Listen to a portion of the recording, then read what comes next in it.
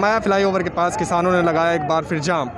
इनकी मांगें पूरी ना होने के कारण सरकार पर धावा बोलने का काम कर रहे हैं। किसानों को दिल्ली जाने के लिए अपनी मांग पूरी करने के लिए यह काम करना पड़ रहा है, जाम लगाना पड़ रहा है। आइए लेते हैं पूरी जानकारी। यादव है, मैं गांव बहलोलपुर से हूं और आज जो तमाम देश भर के किसानों की जो समस्या है वो बहुत बड़ी समस्या है। मुझे बड़ा दुख होता है कि जिन किसानों ने, जिन नौजवानों ने बड़ी मजबूती के साथ में नरेंद्र मोदी सरकार को वोट दे करके और सरकार बनाने का काम किया, नरेंद्र मोदी को प्रधानमंत्री बनाया, आज उसी सरकार ने और उसी सरकार के प्रधानमंत्री ने आज किसानों को भी गिरवी रखने का काम किया है, किसानों को भी बेचने का काम किया है। ठीक है, LIC बेची, एयरपोर्ट बेचे, रेलवे स्टेशन बेचे, यहाँ तक कि रोडों को भी बेचने का काम किया जा रहा है। सरकारी संवैधानिक संस्थाओं को बेच रहे हो तो कम से कम किसान को तो मत बेचिए। किसान तो अन्नदाता है, किसान के खाने से पूरे देश का पेट भरता है। धरती का सीना चीर के किसान अन्न उगाता है, आज उसको आप तानाशाही तरीके से अंग्रेजी हुकूमत की तरह लाठियों डंडों से मारने का काम कर रहे हो। एक किसान की मौत भी हो चुकी है वहाँ पर सिंधु बॉर्डर पे। मुझे बहुत दुख है कि किसान आज इस हालात में है। जो किसान इस देश की रीढ़ की हड्डी है और बेरोजगारी चरम पे है, बेरोजगारी भी किसान से जुड़ी हुई है।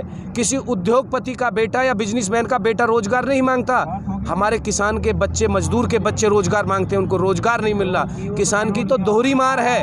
और किसान के लिए नियम क्यों नहीं बनाए जा रहे, किसान की आवाज़ को क्यों नहीं सुना जा रहा। हमने माना कि आप कह रहे हैं कि आपका ये अध्यादेश सही है, लाजिब है, तो वाजिब है तो फिर उन किसानों को बुलाइए, रामलीला मैदान में एकजुट कीजिए, उनके खाने पीने का अरेंजमेंट कीजिए मोदी जी, उनको सम्मान दीजिए, रहने सहने की ठंड का मौसम है, उनको रजाई उपलब्ध कराइए और फिर उनको समझाइए कि इस अध्यादेश में किसानों के लिए अच्छा क्या है।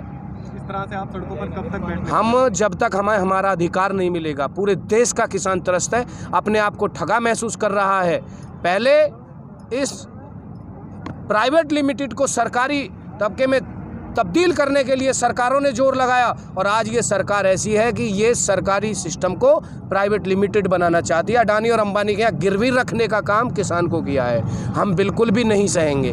किसान और किसान के बच्चे, बेरोजगार युवा, हम इनकी आवाज़ को उठाते रहेंगे और किसान पे अत्याचार और अधर्म नहीं सहेंगे। देखिए, हम किसान हैं, हिंदुस्तान की जान है, हम देश को चलाना जानते हैं, तो हमको पता है कि हमको अपनी बात मनवाने के लिए हमें क्या क्या करना पड़ेगा।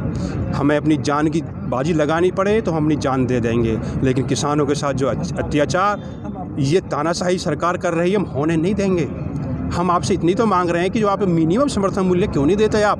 समस्या क्या है? आप कहते हो हमने दे दिया, कानून बनाइए ना, आप कानून क्यों नहीं बनाते हैं? माननीय मोदी जी, हमने आपको इसलिए सत्ता पर पहुंचाया था क्योंकि उस वक्त हमारे पास अन्य कोई विकल्प मौजूद नहीं था, चारों तरफ भ्रष्टाचार का माहौल व्याप्त था, लेकिन आपको हमने यहाँ पहुंचाया, इसलिए पहुंचाया कि आप हमारे किसानों की बात सुनेंगे। लेकिन जैसे ही आप वोट पाते हैं, किसान और जवान को आमने सामने खड़ा कर देते हैं और आप जाके दीपावली मनाते हैं बनारस में। किसान पड़ा है रोड पर, आप दीपावली जाके मना रहे बनारस में, एक एक चीज़ को इवेंट बना देते हैं। किसान मजदूर के बाद आप कभी वार्ता नहीं करते, कोई उनके समाधान की नहीं सोचते। अडानी अंबानी कौन होते हैं? अडानी अंबानी सबसे पहले किसान है, हिंदुस्तान है तो किसान है। इसके लिए हमें जो भी कीमत देनी पड़े हम देंगे और आज हम यहाँ पर रोड पर बैठे हैं, हमें अब जेल भी जाना पड़े तो हम जेल जाएंगे। अपने किसानों के हक के लिए हम कुर्बानी देने के लिए तैयार हैं।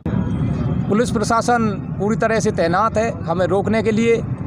और देखिए, सबसे ज़्यादा दुर्भाग्य तो ये है कि हल की सूरत देखी नहीं है, हकदार हजारों बीघे का, इसलिए बगावत करता हूँ, ये न्याय मुझे स्वीकार नहीं। 1 एकड़ में बनी हवेली जिसमें रहते 2 प्राणी, 10 हाथ के घर में 10 सोते रहते, सो सकते पैर पसार नहीं, इसलिए बगावत करता हूँ, ये न्याय मुझे स्वीकार नहीं। आज कानून किसान के लिए वो बनाते हैं जिन्हें ये भी नहीं पता खेत कहाँ है, मेंढो क्या है, हल क्या है, जुआ क्या है। वो आज अध्यादेश लेकर के आ रहे हैं। हम इस अध्यादेश के बिल्कुल विरोध में रोड पे बैठे हुए हैं और जब तक हमारे किसान पंजाब से, हरियाणा से सब बैठे हुए हैं, सरकार उनको बुला करके वार्ता करके हमारा समाधान नहीं करती है, हम ऐसे ही रोडों पे बैठे रहेंगे। और जो भी सरकार है वो इस काले कानून को, इस अध्यादेश को वापस ले। अगर सरकार आपकी बात नहीं मानती है तो आपका अगला कदम क्या होगा? अगला कदम यही होगा, हम रोडों पे उतरेंगे, हम दिल्ली को घेरेंगे, हम जंतर मंतर जाएंगे, हमें कहीं तलक भी, किसी हद तलक भी जाना हो हम जाएंगे।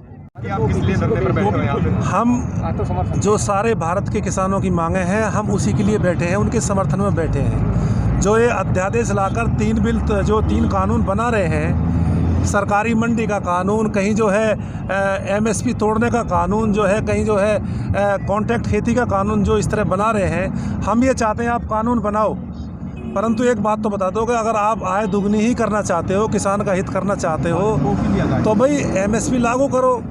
और एक बार बैठ के किसान चारों तरफ बैठे हुए हैं, रोडों पे बैठे हुए हैं, आप किसानों से बात करो।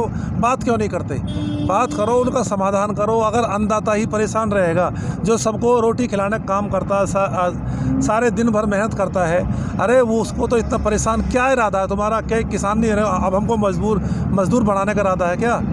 तो मुझे कुछ नीयत में खोट लग रहा है, दाल में काला है, इसीलिए किसान का ये सवाल है। इस तरह से आपका धरना कब तक चलने वाला है?